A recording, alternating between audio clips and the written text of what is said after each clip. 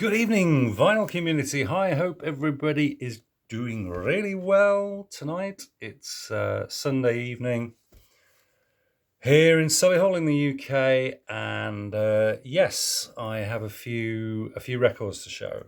Yeah, so pretty much the same as last Saturday. Just picked up the 4 records, but I feel that they're records of a pretty high quality. I'd like to say. You will obviously be the ultimate judge of that, I guess, but it's all subjective at the end of the day, isn't it? So down to personal taste. So yeah, apologies to Bill's finalists. I did intend to do a response to his really interesting show the history of rock and pop in 20 albums thread, which I've already watched. I think commented on at least 2 of those. Dale Gatefall 33 did an excellent response to that, and has kind of paved the way for me to think that I've got at least an outside chance of pulling that off. Because yeah, it's I don't think it's the easiest thing to do. So, but yeah, his was very good, and yeah, so yeah, it will be my intention to do and upload a response to that, hopefully in the next few days. Unfortunately, life, as always with me, has unfortunately got in the way again. My Friday night came, I logged off from work.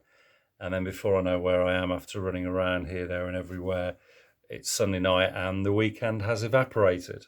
So I'm sure we all know that feeling and the frustration that can cause. So anyway, but for the time being, yeah, I'll at least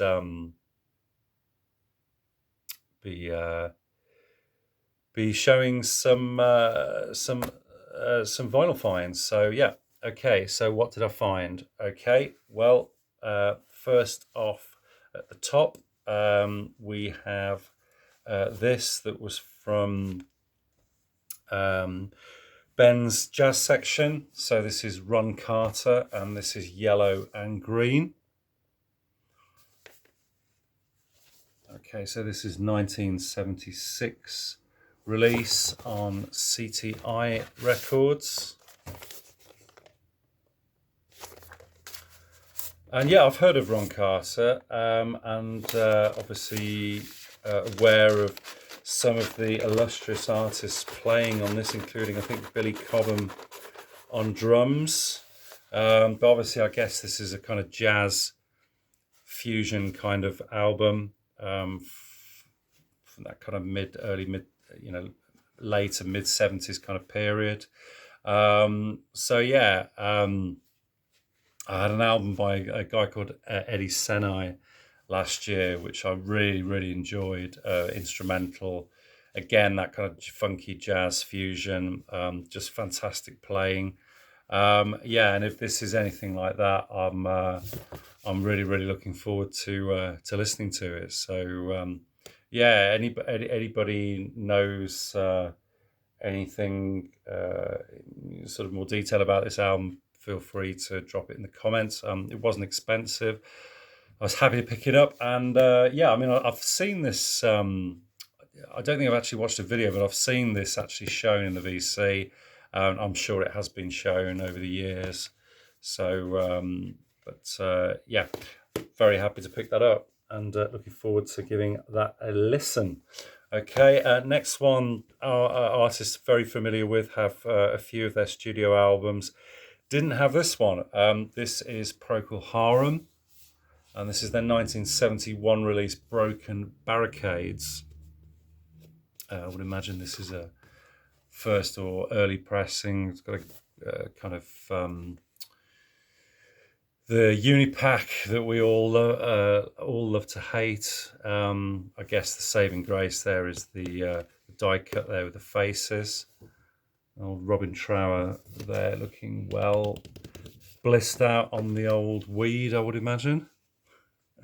So yeah, and then we've got I think that's Keith Reid, the in-house wordsmith who's responsible for those wonderful poetic lyrics that we've all come to love from Procol Harum. Yeah, this was an album that I was sort of unfamiliar with, really. I know their first few albums and their kind of later period, but this is from 1971. This is just one that had eluded me that I hadn't heard. And yeah, it's not bad. It's okay. It's I'm going to be honest, the more bluesy kind of elements from Robin Trower are kind of less interesting. The title track, Broken Barricades, I liked. Luke Luscus Delph, I really, really liked as well. And then there's the song for a Dreamer on side 2, kind of really long, drawn out track that's got some nice musical kind of statements and atmosphere, and creates a bit of an atmosphere that I quite enjoyed. But yeah, overall not bad. Probably needs another spin, a couple of spins on the Charisma label there. In really nice condition, and it was pretty cheap, so very happy to add that to the Procol Harum collection. Okay, next one. One I was really aware of, and I know is a kind of bridging album for this artist. Not least in terms of the kind of vitriol and the fact that he was splitting up with his partner when this was recorded, and I think this is I believe this is their last collaboration together. So this is Richard and Linda Thompson and Shoot Out the Lights from 1982. Yeah, I'm familiar with a few tracks on this album. I've not actually played the album all the way through, but I do know some of the songs, particularly the sort of incendiary title track and Wall of Death, the last track. Yeah, so I've in some quarters this is kind of cited in kind of as good as sort of their earlier work. I Want to See the Bright Lights Tonight from 74. So yeah, but looking forward to diving into this. This is on Hannibal Records. It comes with a lyric sheet. So yeah, pleased to get that one into the collection. Okay, and the last one is a bit of a grail.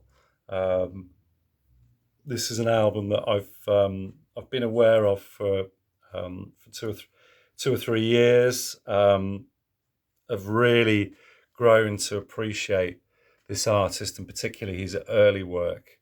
And I got a reissue of this record about 12, 18 months ago. And unfortunately, this side 2 was very noisy, so I had to take it back. And since then, I've begged Ben to keep an eye out for another copy. And yeah, fortunately, an original pressing came up, and he dropped me a note, an email, and yeah, I just said, by hook or by crook, I'm going to have this record. It wasn't cheap, but you know, copies of this record don't seem to come up very often. And yeah, I didn't want to procrastinate and lose out, so I managed to scrape the funds together and pick it up. So this is Michael Chapman and his fantastic second album, Fully Qualified Survivor. Absolutely delighted to pick this up. This is just a wonderful, progressive kind of psych folk album. Just absolutely, totally in my wheelhouse. And yeah, I mean, what a great photo that is of him playing there all mic'd up, and wonderful sleeve. It's in pretty fabulous condition given its age. It's EMI Harvest.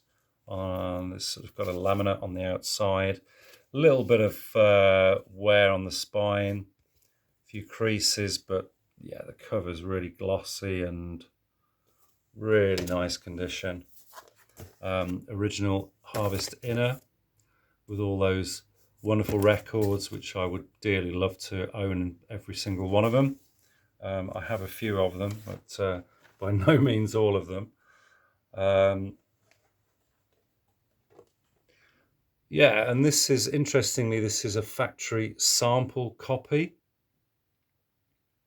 And Ben and I were talking about these labels, about how these can be bootlegged or can be kind of, added on later to kind of inferior copies to give it kind of more value. But looking at the condition of the label and the weathering on it, I would suggest that is a genuine original label. So yeah, factory sample. I guess it's straight off the first stampers, and as kind of original a first press as you can get. So and it sounds wonderful. Just very little surface noise, if any. He played it in the shop and it just sounded fantastic. So really, really pleased to get this.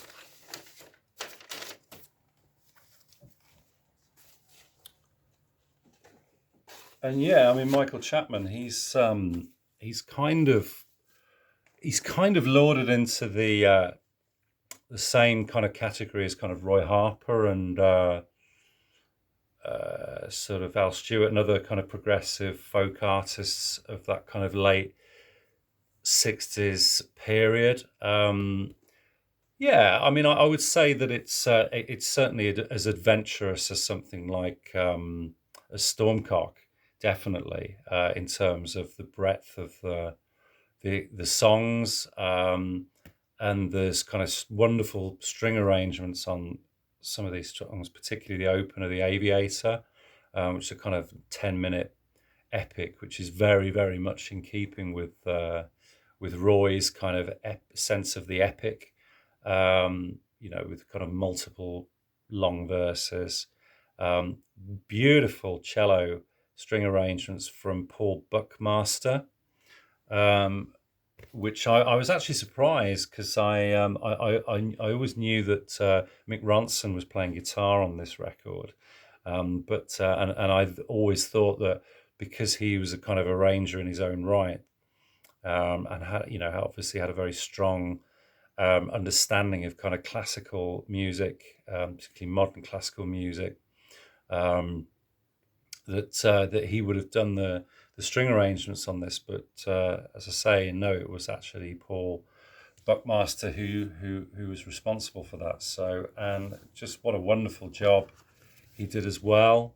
Yeah, it's interesting. I don't know whether that's deliberate, that's printed the wrong way up, but fantastic stuff, and really, really pleased to get this. Another one of these kind of albums that's in two halves as well. The first half is very much expansive, heavily acoustic, and very personal, introspective.